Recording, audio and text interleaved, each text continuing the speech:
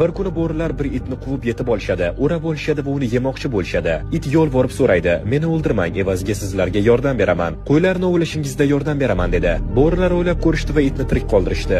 2 yil davomida it bo'rilarga yordam berdi, hamma narsani o'rgatdi, joylarni ko'rsatdi, birga ov qildi, yelkama-yelka turdi. Bir kuni juda ham och qish keldi. Ov qilishmadi. Bo'rilar och edi va umidsiz edi. Nima qilamiz deyishdi bir-biriga. Oxiri baribir itni yeyishga qaror qilishdi.